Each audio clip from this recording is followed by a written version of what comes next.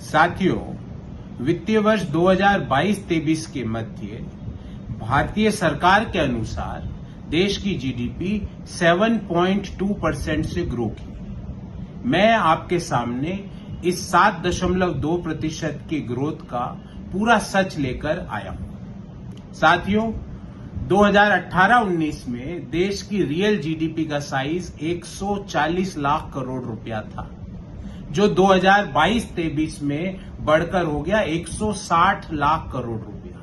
अर्थात 18-19 से लेके 22-23 4 वर्षों में रियल जीडीपी 140 लाख करोड़ से 160 लाख करोड़ रुपया हुई। अगर हम इसको प्रतिशत विकास दर में मापे तो पिछले 4 सालों में जीडीपी विकास दर देश की मात्र 3.4% रही। भारत जैसा युवा देश क्या 3.4% की जीडीपी ग्रोथ डिजर्व करता है, जो पिछले 4 सालों में ऑन एन एवरेज रही है? दूसरी बात साथियों, पिछले 25 सालों में मैन्युफैक्चरिंग सेक्टर की सेकेंड लोवेस्ट, दूसरी सबसे न्यूनतम ग्रोथ रेट 2022-23 में रही है। 2022-23 में मैन्युफैक्चरिंग सेक्टर मात्र 1.3% से ग्रो किया है।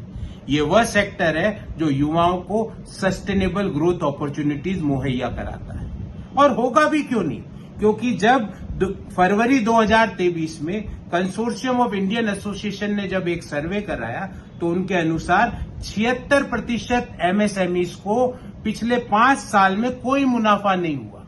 72% की आमदनी या तो स्थिर रही या घटी या खत्म हो गई। ये सीआईए का जो सर्वे है, और वो पब्लिश भी हुआ था फरवरी 2023 का। इससे भी ज्यादा चिंताजनक 2 इश्यूज और हैं।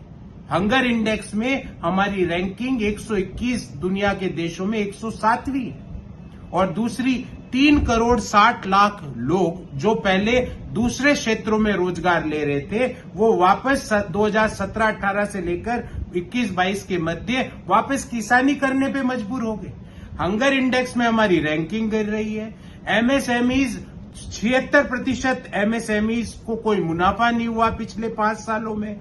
पिछले 4 सालों की रियल जीडीपी ग्रोथ 3.4% रही है। मैन्युफैक्चरिंग सेक्टर मात्र 1.3% से ग्रो कर रहा है, और सरकार ढोल धमाके कर रही है। इन सवालों का जवाब दीजिए, इन सवालों को एड्रेस कीजिए, क्योंकि भारत जैसा युवा देश 3.4% की रियल जीडीपी ग्रोथ जो पिछले 4 साल में हुई है, वो डिजर्व नहीं करता है। हम better GDP growth rate deserve करते हैं। हम हमारी इकोनॉमी को एक्सपेरिमेंट्स का अड्डा नहीं बनने दे सकते।